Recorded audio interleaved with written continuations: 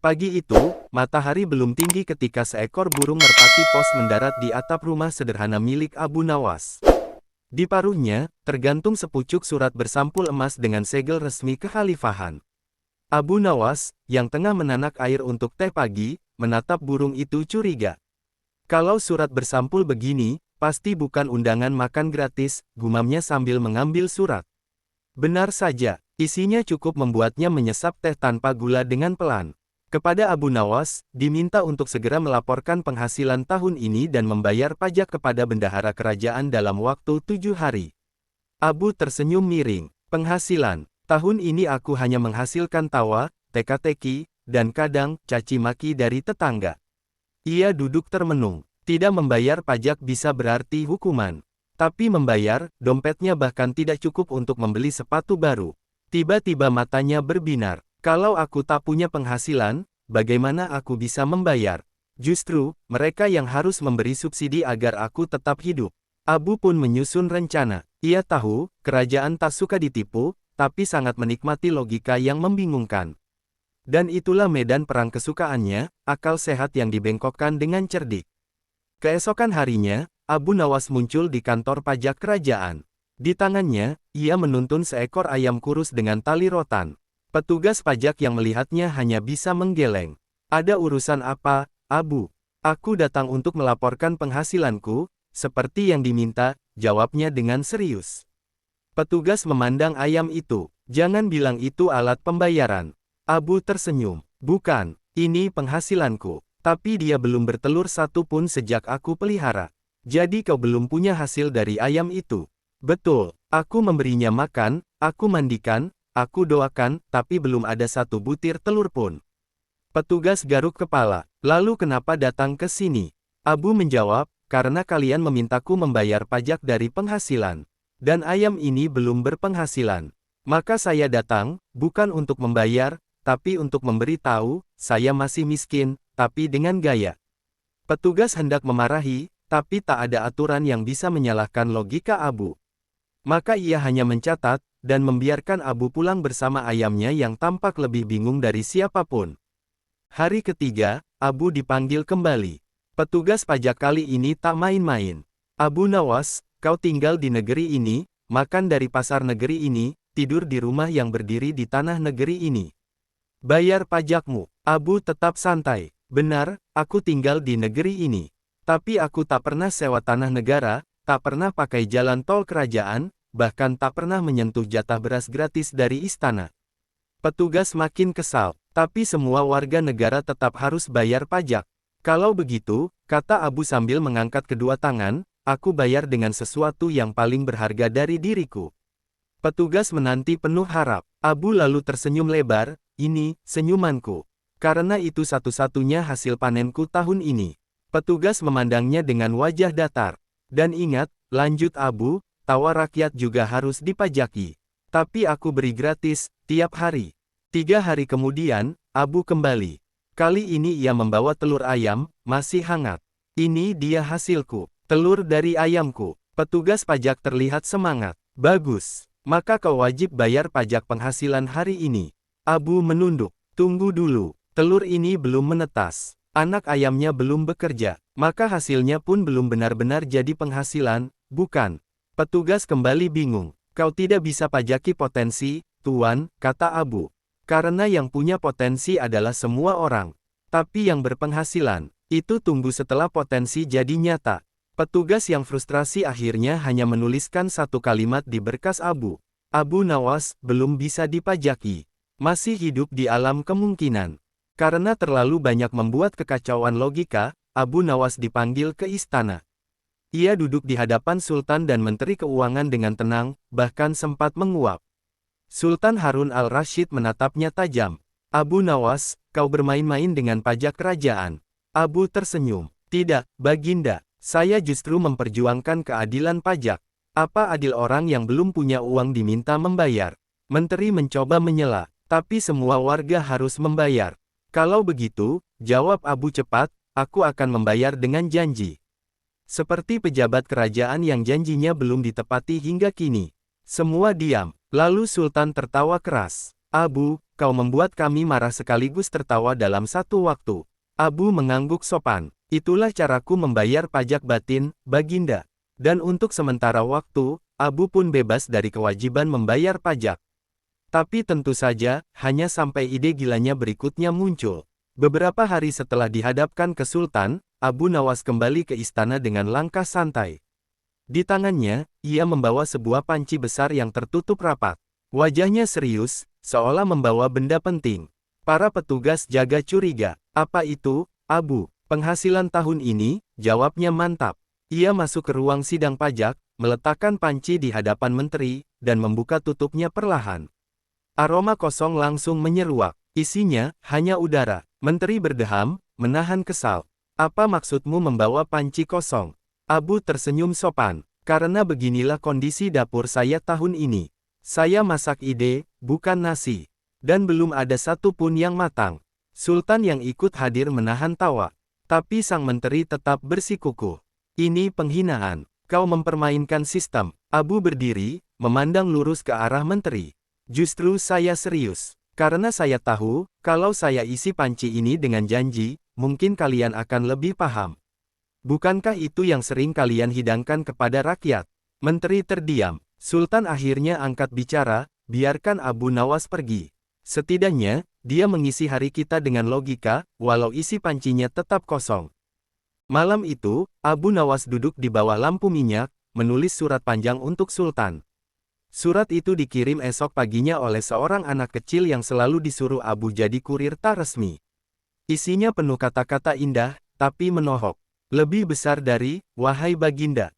Saya hanyalah rakyat kecil, tak punya toko, tak punya ternak, dan tak punya tanah. Yang saya punya hanyalah kepala, dan isinya bukan emas. Tapi tiap hari saya berpikir, merenung, mencari jawaban dari pertanyaan-pertanyaan yang bahkan tidak ditanyakan. Maka izinkan saya memohon, jika ada pajak atas kerja fisik, adakah keringanan bagi mereka yang bekerja dengan akal? Karena pikiran adalah kerja yang tak terlihat, dan hasilnya pun belum tentu laku. Surat itu dibacakan di hadapan Sultan dan para menteri. Beberapa penasihat tertawa kecil, menganggap itu alasan klasik si Abu. Tapi Sultan hanya mengangguk pelan. Setidaknya, Abu mengakui bahwa berpikir pun butuh ruang. Itu lebih jujur dari banyak pejabat yang tak berpikir tapi tetap dibayar mahal. Hari itu, Abu tidak menerima pembebasan pajak secara tertulis. Tapi ia juga tidak ditagih lagi. Baginya, itu lebih dari cukup. Suatu hari, Abu duduk di warung kecil di pasar, mengamati para pedagang yang sibuk menghitung laba. Salah satu dari mereka, seorang saudagar kaya yang gemar pamer cincin, menghampirinya. Abu Nawas, kau selalu lolos dari pajak. Kami para pedagang ini diperas sampai kering. Abu tersenyum santai. Karena kau menjual barang yang bisa ditimbang dan dihitung. Aku hanya menjual kata-kata, tawa, dan sedikit kebingungan. Dan siapa yang membeli itu? Tanya pedagang, sinis. Siapapun yang ingin melihat hidup dari sudut pandang yang lebih ringan. Pedagang mendengus. Kalau begitu, seharusnya kau tetap bayar. Tertawa pun punya nilai. Abu mengangguk, lalu berkata pelan, betul. Maka kenapa kau tertawa tiap kali kuhibur, tapi tak pernah membayarku? Pedagang terdiam. Ia sadar, tiap kali Abu membuat keramaian di pasar lewat cerita konyolnya, dagangannya ikut laku. Tapi tak pernah sekalipun ia memberi imbalan. Abu menepuk bahunya. Sudahlah, aku tidak sedang meminta, hanya mengingatkan bahwa tak semua yang tak berwujud itu tak bernilai. Petugas pajak mulai frustrasi. Setiap kali mereka datang ke rumah Abu, ia tak pernah ada. Atau lebih tepatnya, berubah jadi orang lain. Maaf, Abu sedang tidak di rumah, kata seorang wanita berjubah panjang. Petugas curiga, suaranya mirip Abu, hanya lebih cempreng. Siapa Anda? Saya Ibu Nawas, sepupunya Abu. Dia sedang naik haji. Petugas mengernyit. Keesokan harinya mereka datang lagi. Kali ini, Abu muncul dengan jubah tua dan tongkat. Saya kakek Nawas. Abu pergi mencari kerja di Samarkand. Petugas makin bingung. Mereka tahu itu Abu. Tapi tiap hari, selalu ada karakter baru. Akhirnya, pada kunjungan keempat, mereka menyeretnya ke istana. Cukup sudah sandiwaramu, Abu. Abu tertawa sambil melepas jubahnya. Itu bukan sandiwara. Itu bukti bahwa saya pekerja seni. Dan pekerja seni, belum punya pajak resmi di negeri ini, bukan? Sultan yang mendengar dari balik tirai pun tertawa terbahak. Pekerja seni yang satu ini harusnya dipajaki, dengan tawa. Sultan Harun al-Rashid mulai jengkel, tapi juga penasaran.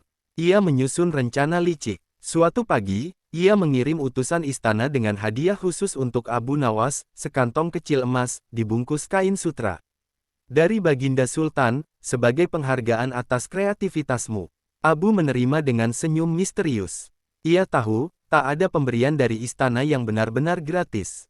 2 hari kemudian, datanglah surat dari bendahara. Lebih besar dari, karena telah menerima penghasilan berupa emas dari istana, maka Anda wajib membayar pajak sebesar 1/5 bagian dari nilai tersebut. Abu membaca surat itu sambil mengangguk. Lalu ia menulis surat balasan. Lebih besar dari, saya kira itu pinjaman. Maka telah saya kembalikan seutuhnya kepada pengantar yang sama. Dan kini saya kembali seperti semula, miskin dan jenaka.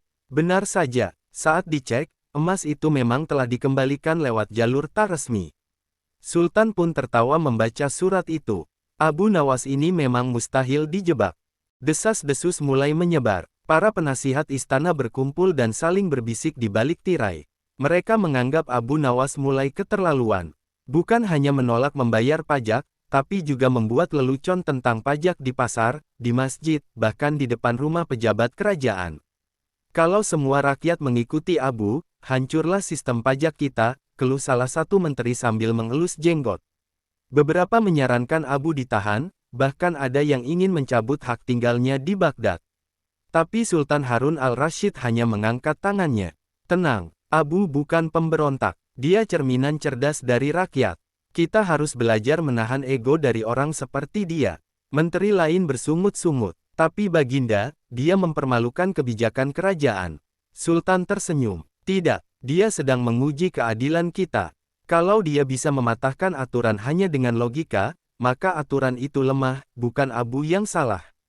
Keesokan harinya, Abu Nawas duduk santai di sudut pasar. Seorang anak kecil mendekat dan bertanya, "Paman, kenapa Paman tidak pernah takut di penjara?" Abu tertawa pelan. Karena penjara itu seperti pajak, semua orang takut padanya, kecuali yang tahu celahnya. Suatu hari, Abu Nawas menghadiri forum debat terbuka di Balai Kota.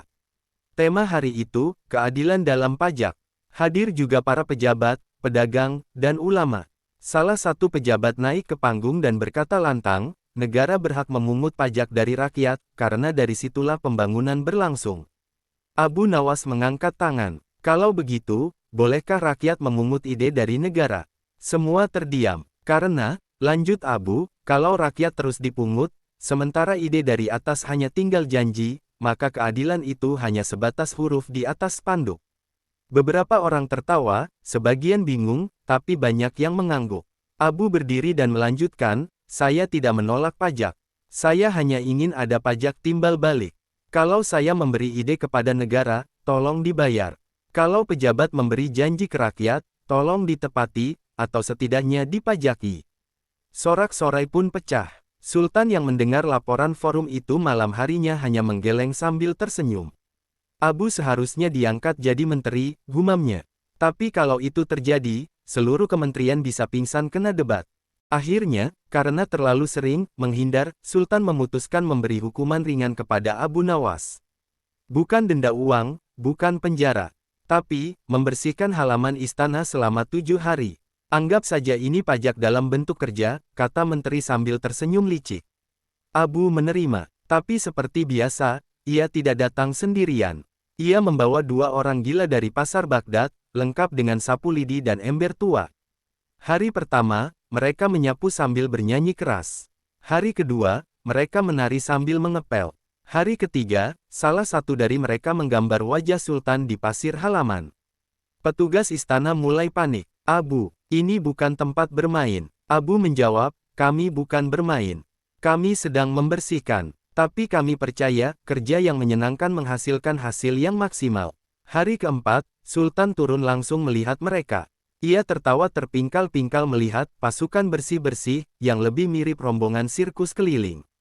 Abu, kata Sultan sambil menahan tawa, kau mengubah hukuman jadi hiburan. Abu membungkuk, Baginda, bahkan hukuman pun bisa ringan kalau hatinya tidak berat. Sultan mengangguk. Sudah, kau bebas. Dan beri dua temanmu itu hadiah. Rakyat macam kalian lebih murni dari mereka yang pura-pura bersih. Beberapa minggu kemudian, Abu Nawas diundang secara resmi untuk memberi kuliah umum bagi calon petugas pajak muda di Baghdad.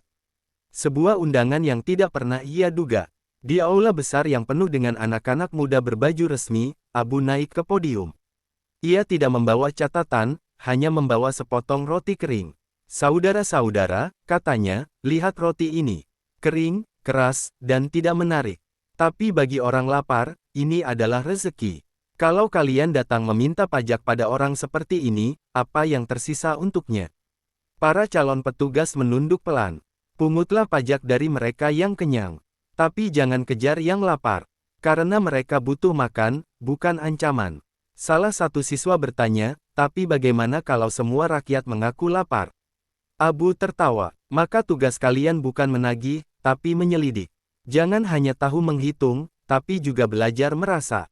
Kuliah itu menjadi pembicaraan seantero Baghdad. Banyak yang tersentuh, dan banyak pula yang diam-diam mulai menyembunyikan rotinya sebelum petugas pajak datang. Di akhir kisahnya, Abu duduk sendirian di depan rumahnya, menatap langit malam Baghdad yang tenang. Ia memegang sebatang arang, lalu menulis di dinding rumahnya yang reyot. Lebih besar dari pajak paling berat bukanlah untuk harta, tapi untuk hati. Yaitu kejujuran. Keesokan harinya, seorang petugas pajak yang lewat membaca tulisan itu. Ia berhenti, menatap lama, lalu mengetuk pintu Abu. Abu, aku datang bukan untuk menagih. Aku hanya ingin tahu, kenapa kau menulis itu? Abu membuka pintu, tersenyum ramah. Karena jujur itu mahal. Banyak orang bisa bayar emas, tapi tak bisa bayar kejujuran. Dan aku, hanya mampu bayar yang satu itu. Petugas itu terdiam. Ia menuliskan sesuatu di buku catatannya. Abu Nawas dibebaskan dari pajak, karena telah membayar dengan satu hal yang paling langka di dunia, kejujuran.